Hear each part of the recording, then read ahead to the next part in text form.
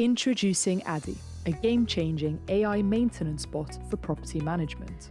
Edi can, in any language, triage and data capture every maintenance issue, with full voice version coming soon. Edi has learned from over 850,000 reactive maintenance issues carried out by Adiuvo, the leading maintenance call handling service. To sign up for updates and our next testing cohort, go to adiuvo.org.uk/ADI.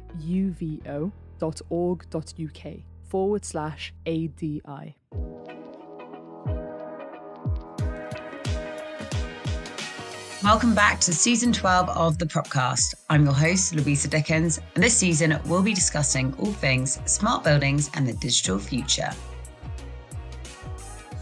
This week, I spoke to Edi Demaj, co-founder of KODE Labs, and Ilene Goldfine, SVP and Chief Digital Strategy Officer of Hines, on how to future-proof your portfolio and company culture.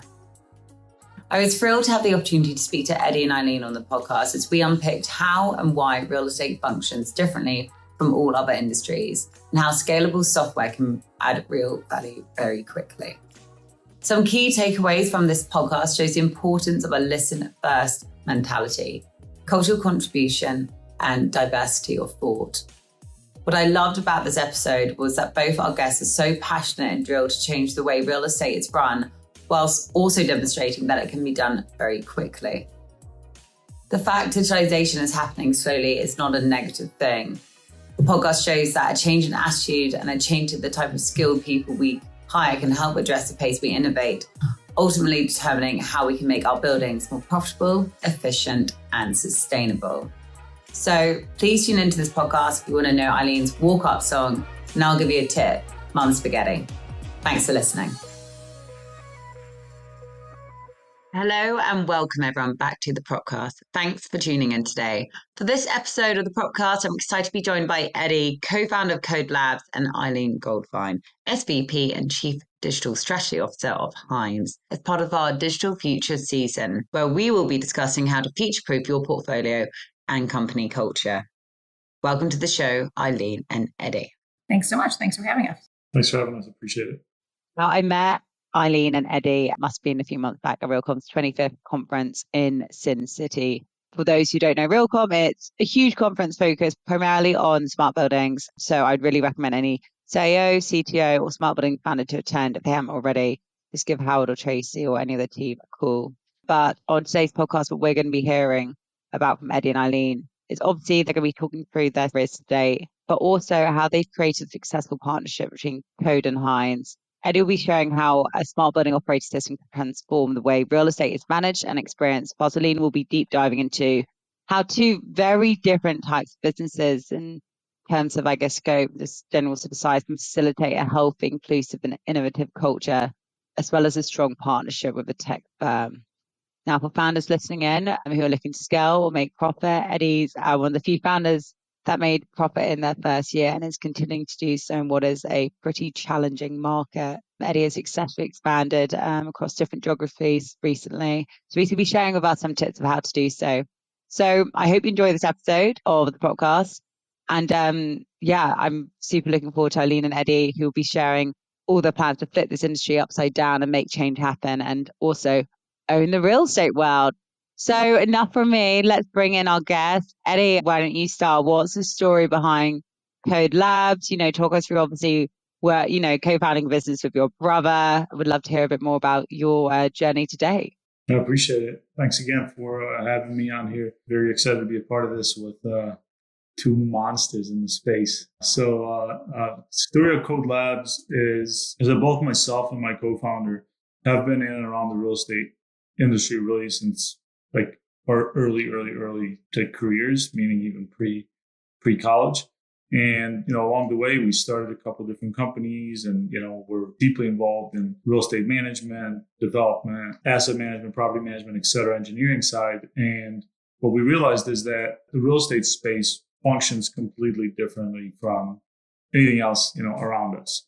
And when you think about that, you're like, okay, there's a ton of reasons, and we could talk about philosophical views, et cetera, with regard to why the real estate space has kind of lagged behind, all the other industries for the most part. But, our view was that it needed to get on par with everybody else, with all the other industries. And that starts for us, it starts with, it needs software to basically lead everything, because that's what scales. Everything else is just, it takes time. So we set out to basically build the cloud, the smart building cloud, in short. And what that means is basically an operating system that lives in the cloud, has the ability to integrate all core building systems, IoT, any other software, hardware that the built environment uses to operate into that single pane of glass, and then serves as, the data hub, data lake, depending what terminology people are using. But really, in essence, it's an operating system that allows for the ability to visualize, command, control, analyze, and orchestrate between different systems to basically deliver on these different use cases and goals that companies like Hines have. Without the ability to normalize data across, hundreds of different systems, it's impossible to talk about anything else like AI and ML, which have kind of become these terms that everybody uses. But then when you kind of go under the hood and go, okay, you can't do ML unless you have the ability to normalize data. And if you're only attacking one specific vertical in trying to address, how we save energy and carbon emissions and go on this, decarb journey, you're probably missing the other 15 different systems and experiences and goals that a company may have. So, our view is that the way we do that is by delivering a cloud platform that has the ability to kind of account for all these different variables and then orchestrate from there to drive these different experiences that different companies have. So that's what we set out to do back in late 2017. And it's been a fun journey so far. We're a team of a little over 150 people now. As you stated at the beginning of the podcast, we're doing business across multiple continents now. I have a ton of partners that, are also working with a platform in addition to direct clients. Just excited to continue to add some value to the space. Amazing. Thanks for that, Edi. And those who are watching this, I don't know how many people actually watch it. I would never watch a podcast on YouTube, but Ilene's nodding along to a lot of this, and it's actually perfect timing for Ilene to introduce herself and basically her role, her very senior role, and how it's also changed in terms of what she covers.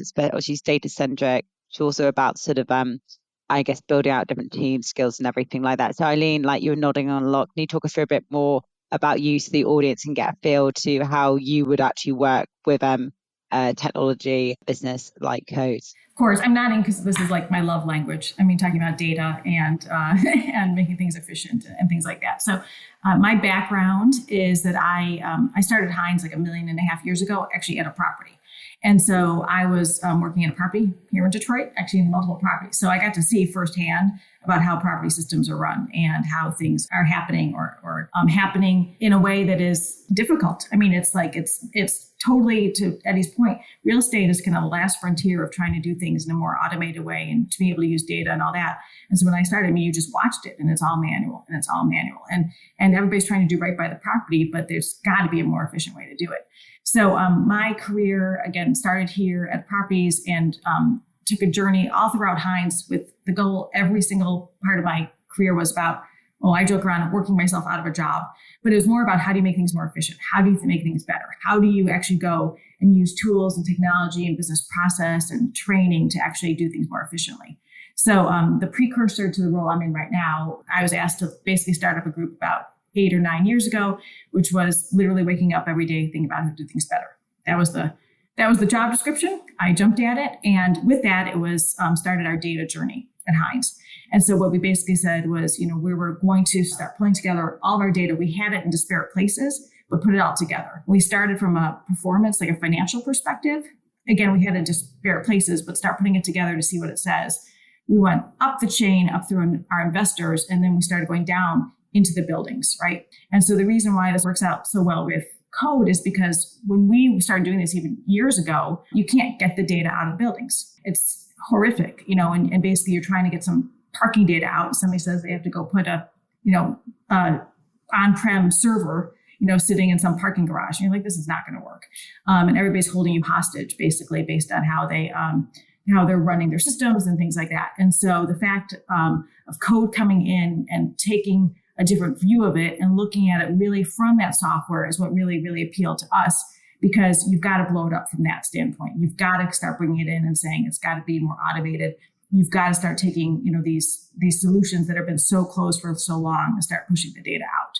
And so our viewpoint is that data needs to go to investors, that data needs to clients, that has to go to our tenants, it has to go to ourselves. So the only way you can get there is if you start like at the ground and start moving it kind of through the ecosystem. And so when did this relationship, this partnership first begin? Like how many years ago was it? I'm sure to Edi, it feels like years. Kidding. No, we've been doing a lot of research on this, for a while. We want to be leading in this area, but we're also cautious about, like what's the right answer? Because we have a very disparate portfolio. We have a lot of, nuances. We have a lot of partners and things like that. And so we've been doing a lot of work and investigation and all that. And really, it's probably over the past kind of year that we started really digging in with KODE and everything like that. But it's really exploded, I would say, over the past 6 to 8 months. And basically, we're going. And we're going as fast as we possibly can. Which I think in the real estate industry, some people would roll their eyes at, but we're going to go, and we're going to go fast. I think that's a big point to really kind of zone in on, and a differentiator between what, at least from our perspective, what we see in the space, which is we've been around for about 6 years now, right? And, over the years, you've heard a lot of different, portfolios and organizations, et cetera, talk about pilots, like you'd think we're like in the airplane business. And it was like, we're going to do a pilot and we're going to watch it for 9 months and 12 months and one building, but I have, 250 buildings that I'm supposed to do this with. And kind of like that whole, and we get it, right? Because, people are worried to Ilene's point, like there's a whole thing about, being on leading edge and impact on investors, et cetera. So it impacts, a ton within these different organizations, but fast forward to, the last couple of years, it's like, look, we, it's time to actually fly, right? Let's go. And that's, I think from our perspective, that's one of the things that we've been extremely excited about with Hines, is that they've done the due diligence. They've talked to probably every company under the sun that does any part of, this stuff. They have a team that's been operating buildings that's with Hines for decades, which is like this very, very, very unique thing about Hines in comparisons to literally every organization we've ever talked to, is that you're talking about, senior leadership team that's been there for decades. So they know the buildings, they know the clients, they know the space. They've been doing this for a long time. So from a KODE perspective, it's like for us, it's this monster opportunity to learn from them and basically test the thesis that we've really been pushing, for years now, that look, you can go fast, you can address real problems. People that have been doing this for a long time, if we can quantify the value for them, there's no, for us, this checks every mark you could possibly check. In addition to obviously other clients that we have that have also been, in the space for a long time. So I just want to kind of zone in on the fact that they have thousands of buildings, extremely experienced teams, and to Ilene's point, it's time to go. It's funny. I will just say real estate industry loves pilots. They love pilots. They love pilots. And even in our own teams, we're going to do a pilot. I'm like, no, we're going to call this phase 1. It's not a pilot. It's phase 1. Okay. And it's phase 1, which is just, what use cases are you proving out at this point in time? And then what are the next use cases? This isn't, so, we're going. And actually what's really exciting is we started going, and as we're going, we actually have to somewhat contain the enthusiasm a little bit at Hines, because now they're like, well, and now go do this. I'm like, okay, so it's, I'd rather have that problem than not, but it's fast and furious right now. So it's awesome. That's good to hear. We don't often hear the word fast when it comes down to digitalization of real estate. So that is promising.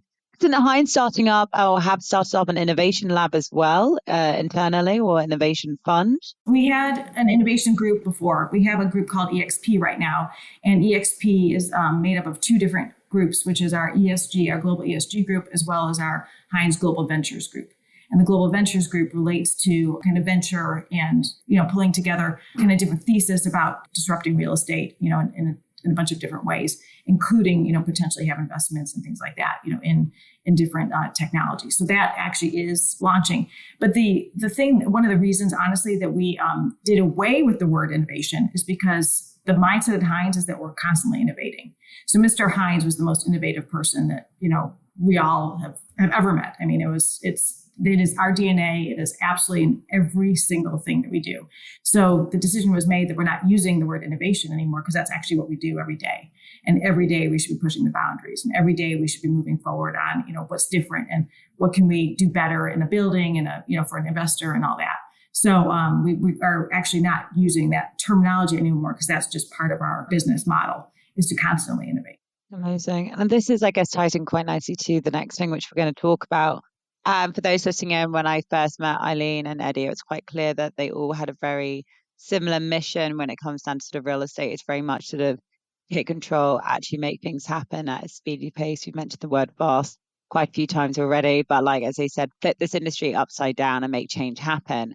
Now, they've obviously been partnering together for some time, but obviously at events, you can sort of see them going around having fairly sort of direct and sort of frank conversations with other senior players, thought leaders in this space. Now, Edi, I'd love to bring you in here. Like, how can you talk me through a little bit more about your sort of plans to sort of make this happen? Where does that mission sort of come from? What are you sort of expecting to achieve? And I don't know, give me a time frame, over the next sort of 2 years, considering everything you've done in the last 6 of KODE.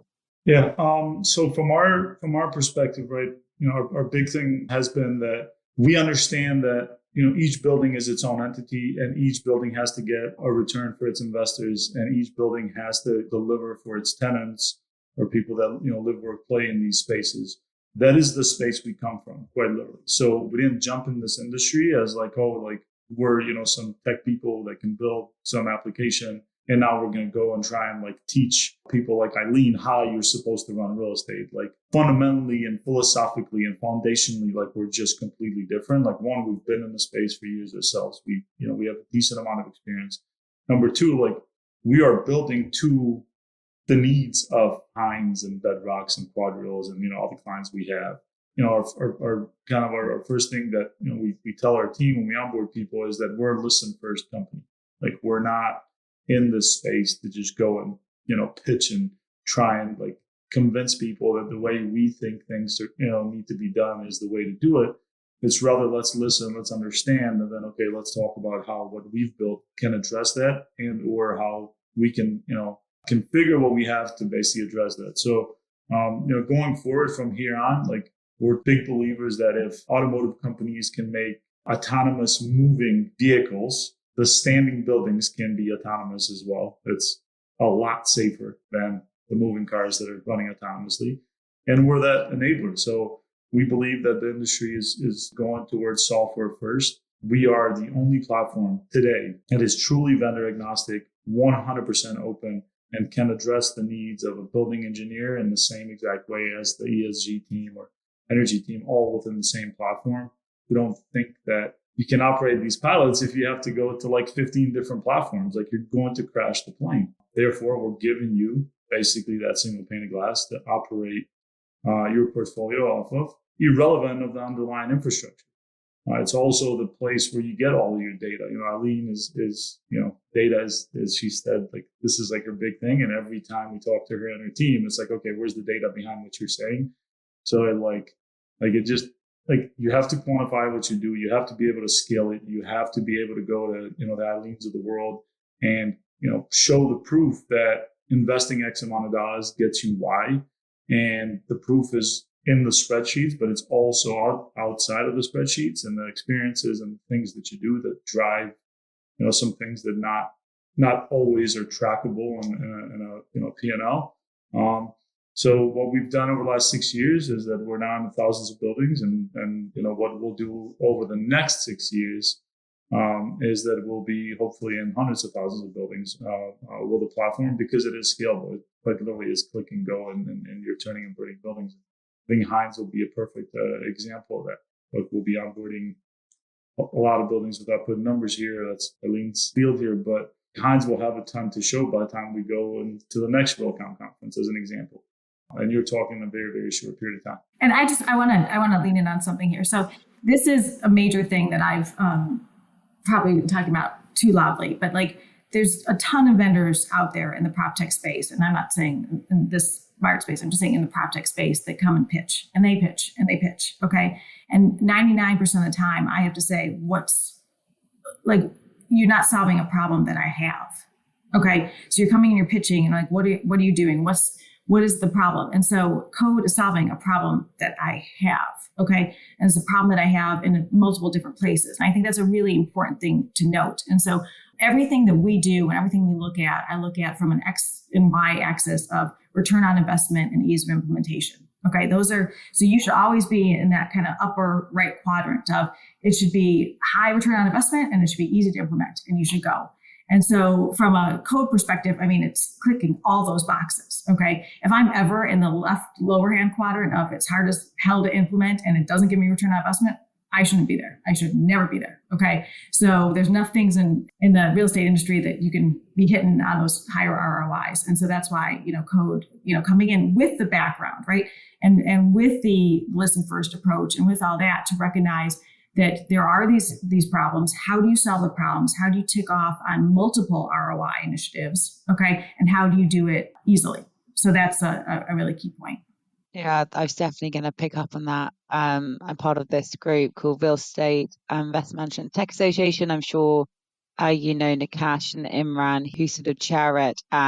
They meet every quarter and they have some incredible new tech founders come in, and that is always a complaint which they have at the end of it. And so it sounds so simple, a listen first approach, but apparently it's slightly more challenging. This ties in perfectly to the next question. Like Edi, you mentioned you've obviously within your team, you've got an incredible background of the real estate experience, but you've also got the tech experience. And obviously, as you'll know, I run a real estate technology recruitment firm. And when I'm working with founders, it's very clear that there's often an imbalance in skills between businesses looking to scale, which can often really hinder them, and whether their product's not sort of quite up to scratch, or say their sales team don't understand how to sort of pitch it, can't get it into the real estate investment managers or whoever it is. Ilene, I'd love to hear a little bit more from you about what sort of skills you think are needed, because you obviously work for a real estate investment manager. You've now upskilled yourself to have like a data centric skill set, but not many people sort of have that. So what do you think we need to do to basically enhance sort of diversity of thought, help us sort of increase innovation? Where do you think the major skills are sort of lacking? And is it a problem with the industry not attracting the right people? Obviously, I'd love to hear firsthand from you, because that will help me do my job better as well. So first of all, we have an aging industry. Okay, just to be honest, right? We have an aging industry of people at buildings that are, at some point going to retire. Okay, so we've got to figure out kind of what to do about that. We also have an industry that isn't necessarily attracting new people at the same rate in any area. I mean, you're talking about from a building engineer to, a property manager to tech, from, all that kind of stuff. And so the question is, how do you start solving those things? You have to meet the people where they're at. Okay, so it's not that, hey, everybody, you need to go change and become like the real estate industry. You need to actually think to yourself, well, what am I doing differently in the real estate industry to attract some of these people? I mean, that's kind of my viewpoint. And some of that is tools and technology and how to do things better. There aren't, a bunch of kids coming out of college going, hey, I want to go do something in an Excel spreadsheet. I mean, that's just not, this isn't, so we all have to do better and put in the right, systems and tools and programs, okay, so that they're doing the true value add work that we want them to do, and not sit here and say, I'm going to go, make the donuts. Okay. So that being said is you've got to put that foundation in, I think, from a real estate perspective. To Edi's point, we are exceptionally lucky at Hines. We've had people be around a very, very, very long time. The average tenure of our senior leadership is ridiculous. I mean, just ridiculous. But with that means at some point there's going to be a big group of, retirements and stuff like that. So what are we doing, from the kind of the bottom up? And it is, we are literally starting at middle schools and high schools and talking to people and things like that and educating people about the real estate industry so that they're more knowledgeable about it. Okay. But also we're looking at people that have just skills, like smart people. Like I'm hugely passionate that talented people can do whatever they want. Okay. It doesn't matter your background. It doesn't matter. I mean, I'm a CPA by trade and I'm, overseeing business process technology and data right now for a global real estate, entity. And so literally, I mean, hopefully I guess I'd be deemed as smart, but anyway, so it's, get in, take people that are smart and are driven, give them the right tools and let them go. You don't have to put them in a box. You don't have to put them, and so it just opens up then who you're recruiting from. It opens up who you're talking to. It's a whole different kind of viewpoint. Hi, I'm Xander Geronimos, Head of Business Development and Strategic Partnerships at Metaprop, the New York-based venture capital firm that has been at the forefront of the PropTech industry since 2015. In early September, we will launch the Global PropTech Confidence Index, sponsored by PwC, which serves as a biannual barometer for the health of the real estate technology industry. Metaprop also publishes a monthly newsletter that covers all things PropTech, from industry news, upcoming events, recent financings, job spotlights, and more. Subscribe at the footer of our website, metaprop.vc. Well, Edi, you mentioned when we spoke, obviously, the importance of cultural contribution and that, once we've got the people, so we've attracted them, we've gone over everything that Ilene sort of said to attract them. It's, I think, to retain people, and this is something I've just done the second year salary report, which is all about obviously attracting people, getting people the right salaries, but also retaining them and looking after them. A big thing is that company culture. Obviously, company culture has changed the whole time, especially in its scaling tech business. I'm sure, Hines, you have a very definitive company culture you work bloody hard at because of the size of your business. Like, Edi, what do you mean by sort of cultural contribution? How do you define culture yourself? How do you maintain it? How can you make it a good culture as well? Because it's very subjective to every single individual, depending, what people like. I think the first thing that you have to do is you kind of have to decide who you want to be when you grow up. And that's like whenever you start a company or whatnot. And then there's some things that are just foundational that you're not going to change, that you shouldn't change, in my opinion. And that is that's where everything has started, like with KODE, right? Well, that should not. Like, there's some things that just are an absolute no. There's no changing them. And they're very simple things, which is you do what you say you'll do. You will listen first. Like 100% of the time, you will listen first. Like you cannot go in there trying to sell somebody something without even understanding like their current state, right? So that's like foundational, right? And then over time, diversity of thought, diversity of background, diversity period. If you're not embracing that, then what you're basically doing is you're putting people in boxes, and that's just not how we function. That's not who we want to be. That's not who our team is. So we're very, very upfront with everybody that ever talks about joining KODE Labs is that, one, it is not a job. If you want an 8-hour job, we are not it. Like, sorry, it's just not the company to come at, right?